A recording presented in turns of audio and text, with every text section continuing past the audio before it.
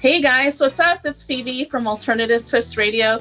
Today we have the guys from WeAreJackStrong. They're a SoCal band. This is Gregg Oliver on bass, Dan Scott on guitar, Chas Benedict on percussion. Welcome, guys. Hi, Phoebe. Hey, Hi, Phoebe. How are you doing? Good to be here. Yes, I'm so happy you guys were able to come on today and chat with me. So the main name of your band, WeAreJackStrong, it's quite a unique name. None of you are Jack Strong. So tell me, who is Jack Strong and what's the story behind the name? No, we are all Jack Strong.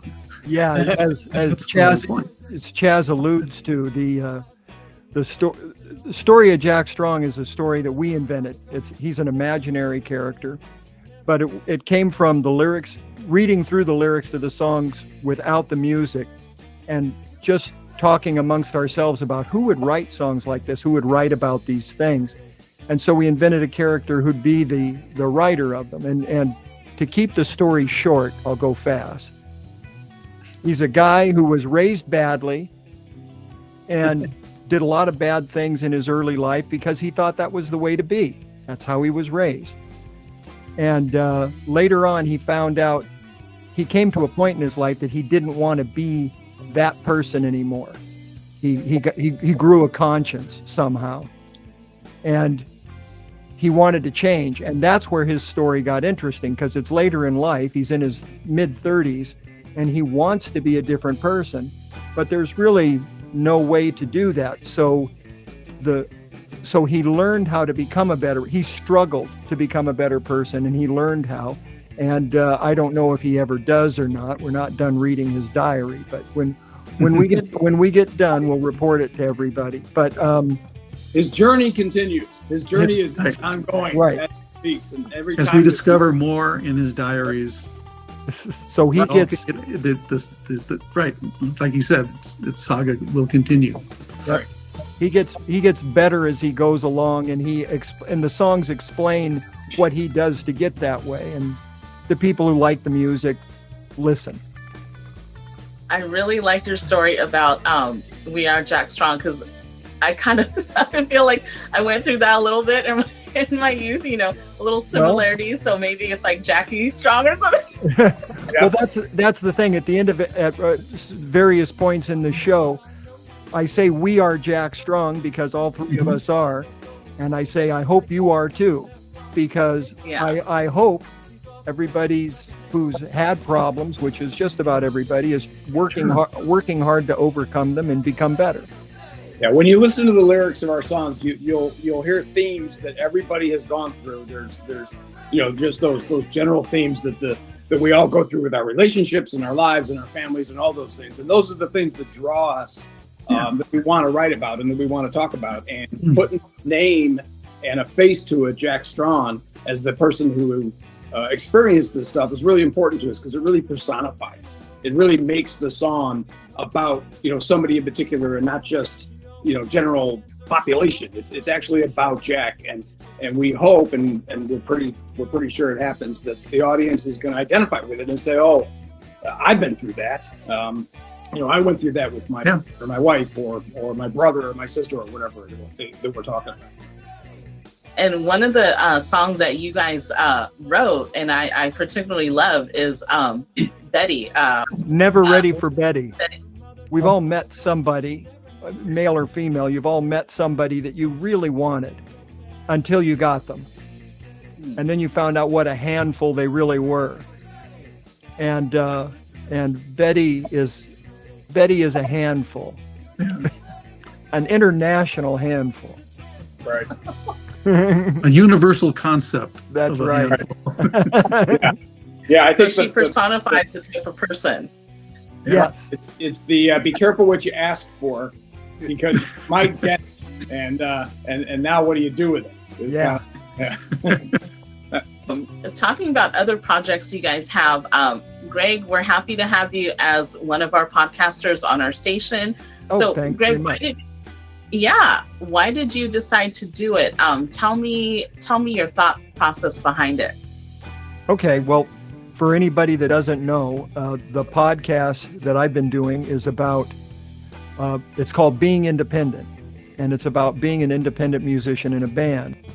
because, and the reason I chose to do it was because I saw time after time different people that were good players, good musicians, starting a band thinking that that's what you did. You just play in the band and that's all you do.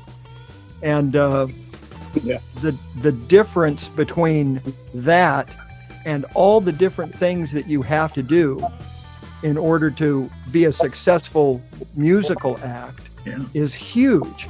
And there used to be a whole network of people, managers and booking agents and personal agents and tour agents and all these guys that would take care of things for you. And you really could get away with just playing. And when I started out in the business, you really could get away with just playing music. And somewhere a long time ago, so long ago that it doesn't matter, all that changed.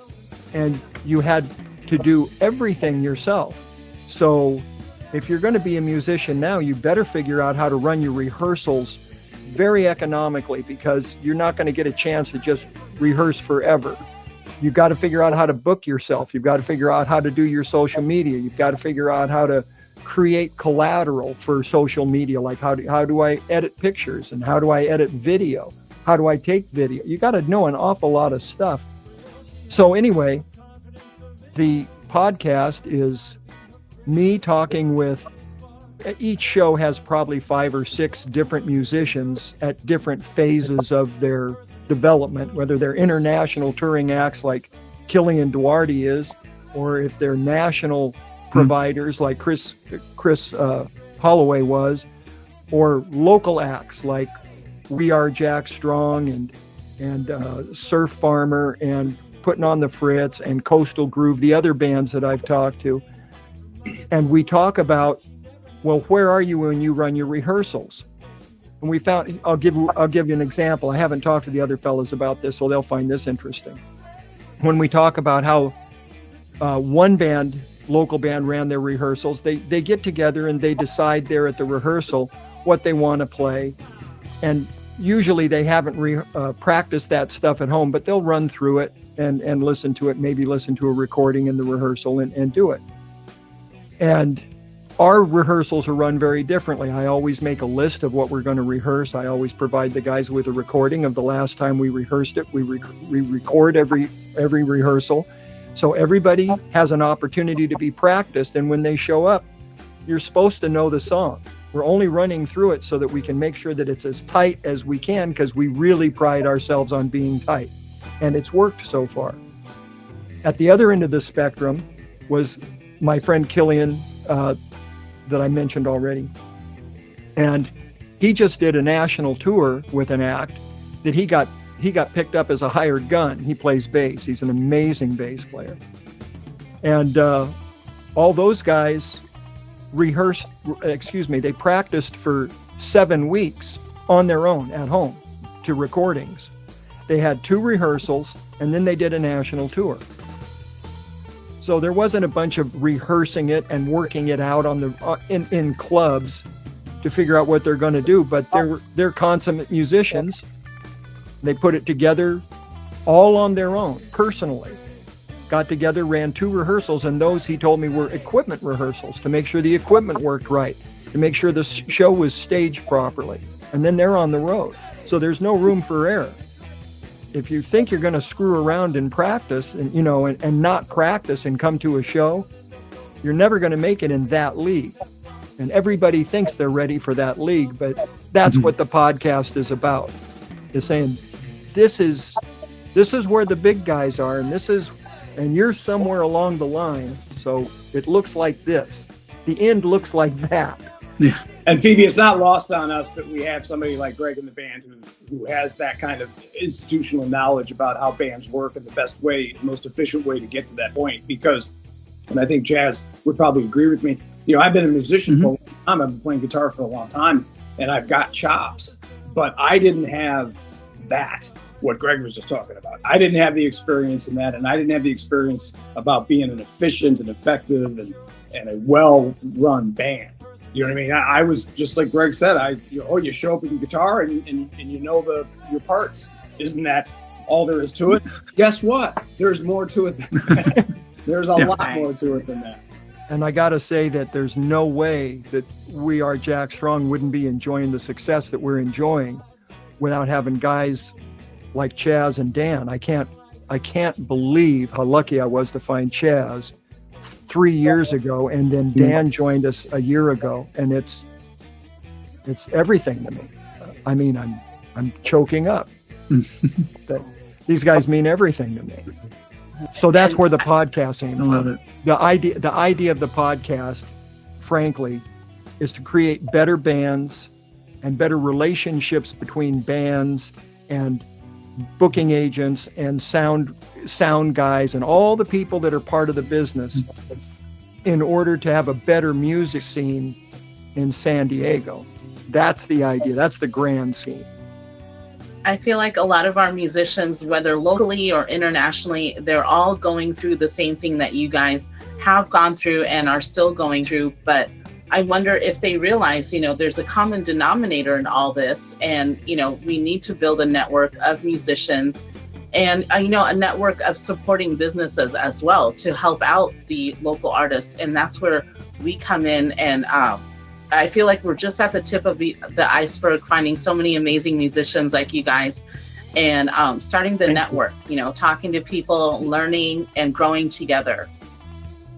Yeah. Well, thank you very much for that. Yeah, Phoebe, it's interesting that you mentioned that because I can say that from my standpoint, it's been really interesting to see how we started developing relationships with, several other bands, Surf Farmer and Johnny Rock and putting on the Fritz and other guys that we're really enjoying playing with. We've been able to play on, some gigs with them. And it's so much fun to be able to talk about the things that they're going through and the challenges that they have and the beefs that they have and all the problems. It really does make it much more of a family atmosphere when you're out there playing. It's way more fun when you show up in one of those bands. We get excited when we get to play with those guys. We're like, oh, great, this is going to be a great gig because, so-and-so is going to be there. Yeah, absolutely. The community, it's a community of musicians, to your point, that we really enjoy. When we play with Surf Farmer and I say, so how are you guys making money beyond tips and getting paid? They say, well, we sell merchandise. I'm going, really? We were thinking of having some T-shirts made. Who did you go with? And they go, oh, I know a bass player in another band. He and his wife couldn't get T-shirts at the right price and that were good enough quality, so they started making them on their own. I can hook you up with them. So it's other musicians who, like, I make a lot of video, I make a lot of photographs, I do a recording and stuff like that. Well, there's a lot of musicians out there that do all that stuff, and some of them really excelled at it. So they start a little cottage industry so they can make some money and help other guys build their bands too. I'm just amazed that every sound guy I know also does recording, or he has a video camera and he takes videos while he's there, and they'll give you a couple, and you give them a couple of bucks and they'll do that, or you play their party and they'll do this, or you give them a song. If I give them one of my songs to record, then they'll do a favor for, and it's a kind of a barter system among artists, and you're right, it's just starting, but I hear about it all the time. It's very encouraging. It's post-COVID, it's a COVID recovery kind of thing. Yeah. I like that everyone's communicating like what they do on the side, and how can it help out. I'm all about bartering, even as a radio station, so as musicians, it's amazing because it helps everyone out. But just the same as the radio station, bartering is amazing because then you find out, oh man, this person's really good. What other kind of networking can I do? Can I find out and can I learn from? So that's very important. And I don't know if the younger artists are doing that nowadays. Maybe not. I have no idea. But it's important to hone in on what other kind of interests you have outside of music so you can help people out in different ways. I think they'll learn about it soon enough.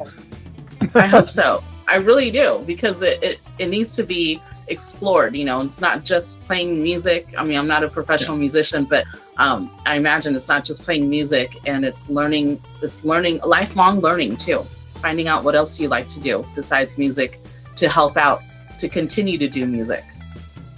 Well, the lesson is learned when your band fails.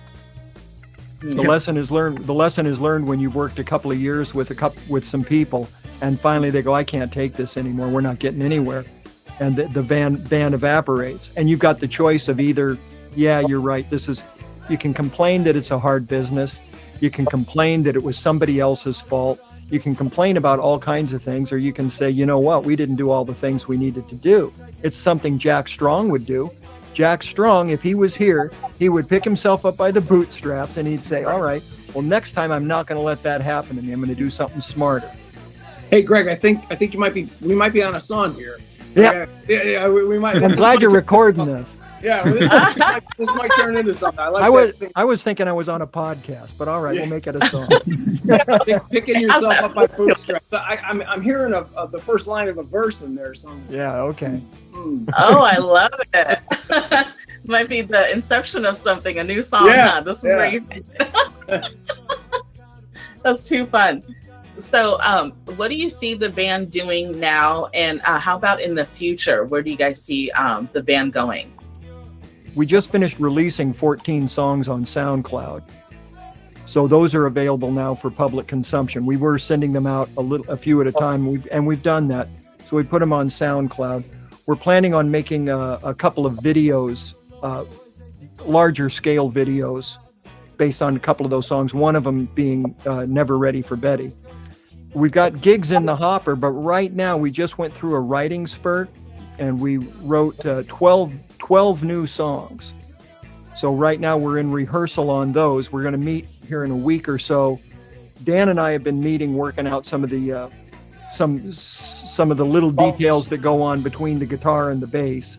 Yeah. And then Chas is going to join us, and he's going to bring his percussion and he's been getting recordings of our demos that we've been making, so he knows how the songs go. And the drums will foul up everything that they've done. That's already. correct, and we'll have to change everything then. Right. But he'll bring his. This beat is not working. Right. We're going to come up with something else. He'll bring his vocals, his vocal harmonies, and the percussion to the mix, and then we'll build the songs from there, and then we'll play them out for a while. We'll have 12 new songs in our repertoire, which is about an hour of music. So we'll add an hour to a music. Yeah. And we'll play those out for a while, and that's how they kind of season. Like, you watch people in the audience, and when they get excited, we got to do more of that. And when they start looking around for where their jacket is, we can't do that anymore. And so we work out the songs based on how the audience reacts and how it makes us feel. And then we'll probably go in. We hope to record those 12 plus 3 that are older, but we haven't recorded yet.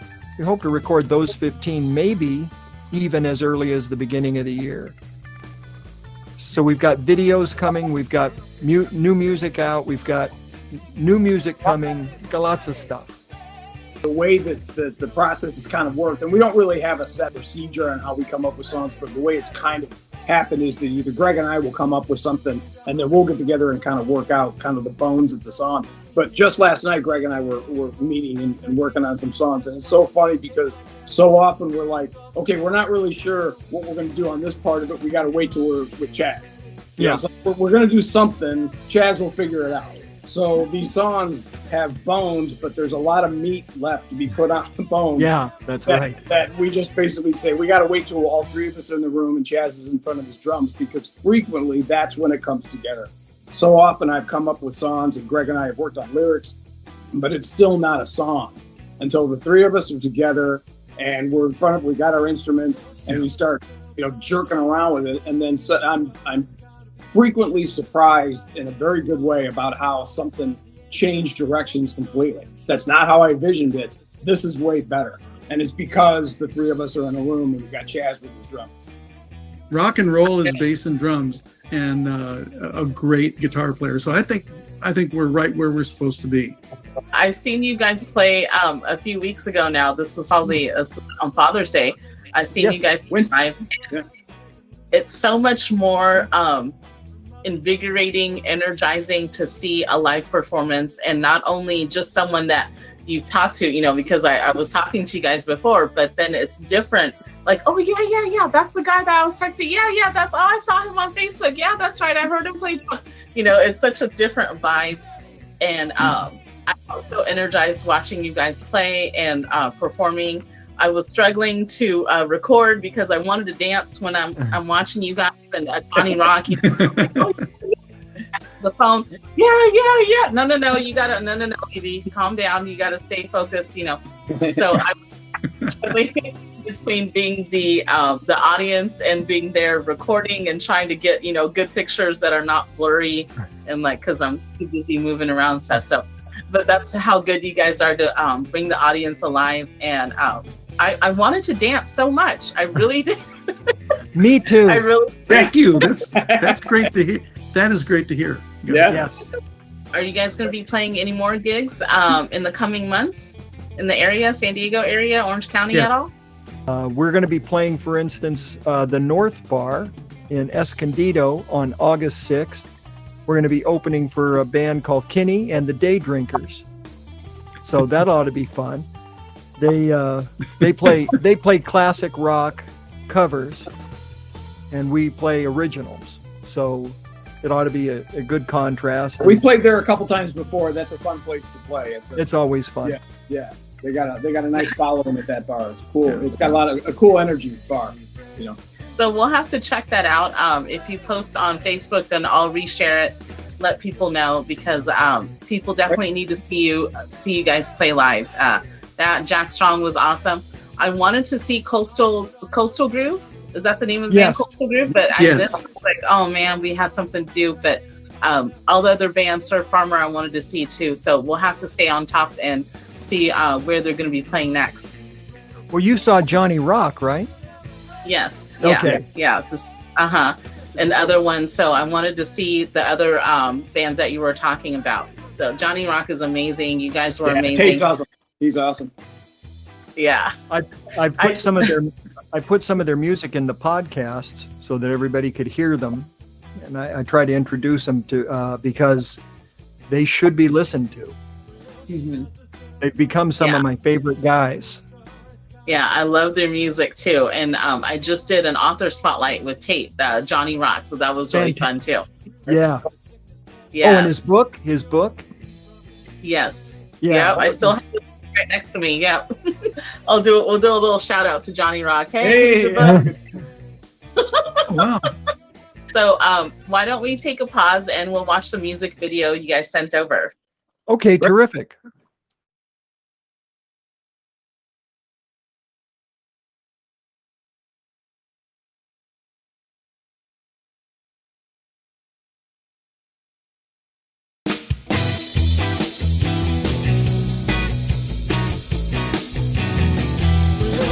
The self-confidence of any movie star. It's gotta be her craziness that's gotten her this far. She always has the answer. She's always so damn sure. She's really just a sickness that impersonates a cure. She's ready from tip to tip. You're never ready for ready. Ready is a tip. She's lovely. She's ready from tip to tip. You're never ready for ready.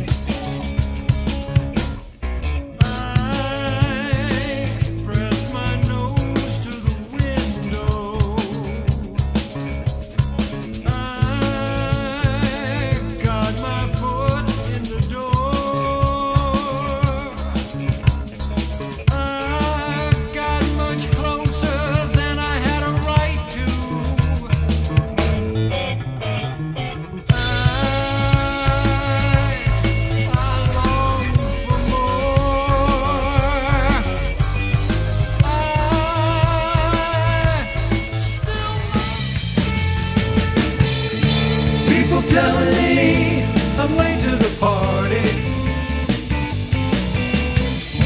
People telling me I've wasted my time. I'm making better choices than I used to. Just trying to flee the scene of the. Just trying to flee the scene of the. Just trying to flee the scene of the crime.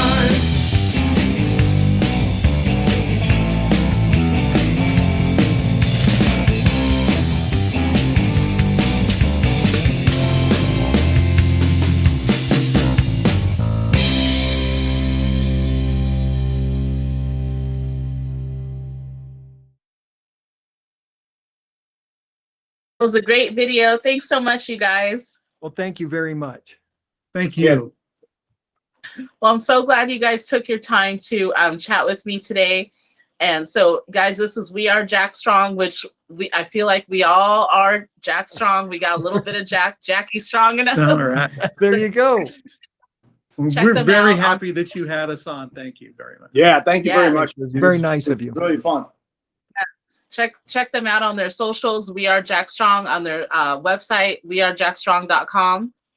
And they'll be playing gigs in Southern California, so be sure to check them out. Guys, I'm so happy you were able to chat with me today. Thank you very much for having us, and everybody come see us. Yeah. Yeah, we really appreciate it. Hi, I'm Chas Benedict. I'm Dan Scott. I'm Gregg Oliver, and we are Jack Strong. And if you want to get a hold of us, you can check our Facebook at We Are Jack Strong. You can check Instagram at We Are Jack Strong. You can check our website at WeAreJackStrong.com. And you can go to SoundCloud. Guess what? SoundCloud.com, We Are Jack Strong. Thanks for watching, guys. Please share, like, and subscribe to our channel, and find us on all of our social media, links in our bio. Thanks.